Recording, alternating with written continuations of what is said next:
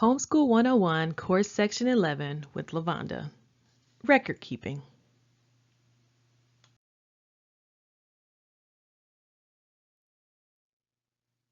Is not so bad. The first thing people do when I mention record keeping is panic.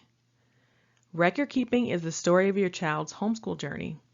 Trust me when I say it's much easier than you think.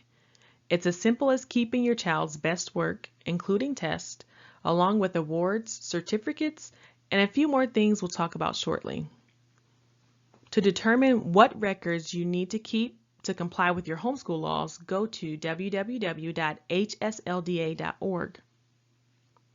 Even if your state does not require record keeping, you should keep records because you never know what life changes could occur, like a move to another state, that would change your requirements. Also, the records you keep for your high schooler play an important role in their future.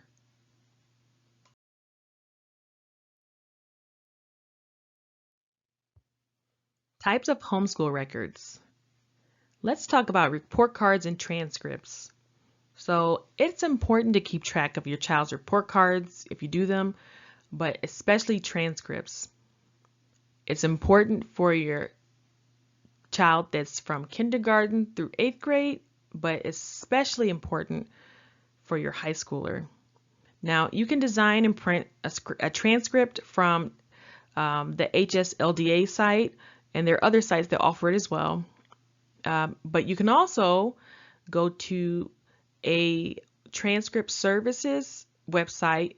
They usually offer software that's available to you, or you can have it straight on a site where you just enter the information as far as the grades go, and then they'll do all the other work for you. The next one we're going to focus on are your work samples and test scores. So these types of records you want to keep worksheets for, essays, book reports, pictures of projects, test scores, and artwork that are representative of your child's best work. So you can keep it in a plastic cart with drawers or a storage container with your child's best work and sort through it at the end of each year, and then you can pick from the best of the best to keep. The next thing we want to look at is the educational plan. Now, the educational plan that you created a few courses back can be used as a homeschool record. You just add it to the other things that you're keeping. Make sure, if you need to, make a copy to put away and then a copy for your book that you're using currently to guide you on your homeschool journey for that year. Now, your child's educational plan is already done because we finished it sections ago. So that's the good news. You're one step ahead. The next thing we want to look at are your attendance and hours of instruction.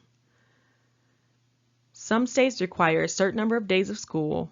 So if you're looking at your year at a glance calendar, this is going to be a big help for that. You can check off or highlight the days of schools that you completed, or if you're required to track your hours of instruction, what I want to do is make sure you go back to your state standards because those will define what hours of instruction means for you, for your state, and how you're required to record them.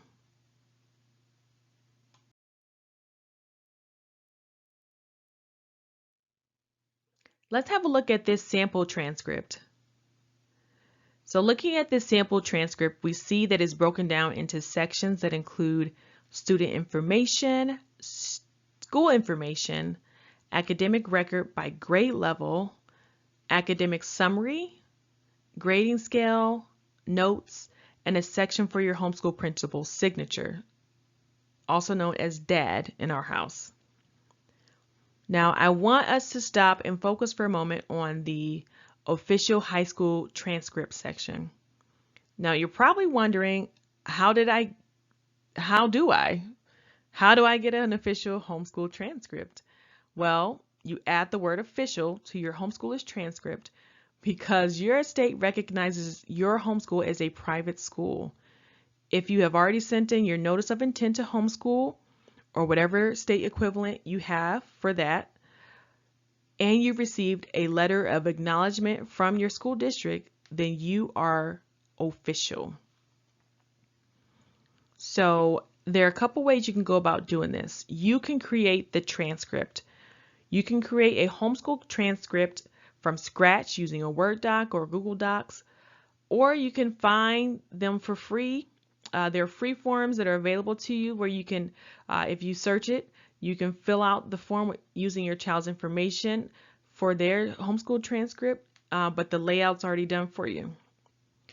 There's also a transcript service. So there are homeschool services that give you all that you can imagine. No, I'm just kidding. They focus on keeping your records for you. So the Transcript Services allows you to enter your child's grades, and they'll keep track of your GPA calculation and formatting their academic records. Now, Diana uses one called Homeschool Planet, and it looks amazing. And that takes care of all of that and so much more, and it's $8 a month.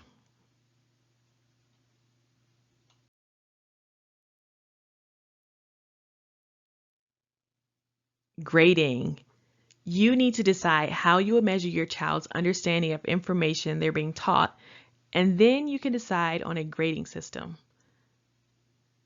You'll then establish what percentage of the final grade that each assignment will constitute. For example, tests can be 50% of your child's final grade. Quizzes would be 20% of their final grade, and daily assignments would be 30% of their final grade. Next, I'll show you how to calculate the final grade. So in step 1, we're going to determine the average grade for each assignment type. So the focus on this example is tests. So let's say the first test your child receives is an 85%. The next one is an 82%, and then a 96%, and a 91%. We're going to add those percentages up and then divide that number by 4 because they took 4 tests. That's what's going to give you your average grade. Now that we have your average grade, you're going to multiply it by the weight that holds. So because it's a test, your tests hold a weight of 50% of your total grade. So you'll multiply your percentage, which is 88.5, times 50%. So in decimal form, that is 0.50 or 0.5. That gives you 44.25%. In step 3, you're going to add the percentages from each assignment together, or from each assignment type together, excuse me. So in this example, we've already done the quizzes for this subject matter. Let's just say we're talking about history, right? We've already done the quizzes, and that one's been calculated in the same way based on the weight that the quizzes hold, which is 20%, and the daily assignments in that same way based on their weight, which is 30%. So once you come up with that number, you'll add those percentages together. So you've got 44.25% for your tests, 18.95% for quizzes, and 26.96% for daily assignments. Adding those numbers together will give you your child's final grade. So in this case, the final grade, the percentage is 90.16, so we round that to 90%, and the final grade will be a 90% or A-.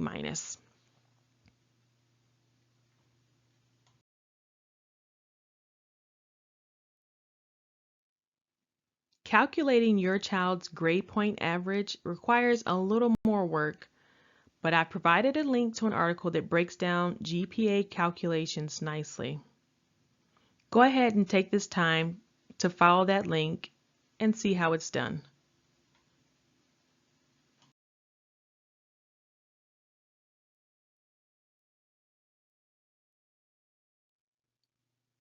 Here are some things to remember.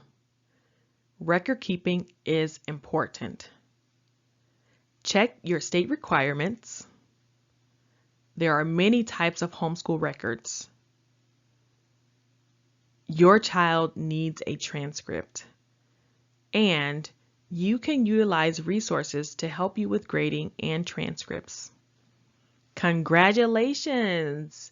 If you've made it this far, you have completed Homeschool 101, the basics of how to get started. We hope you've enjoyed this time. Thank you for joining us.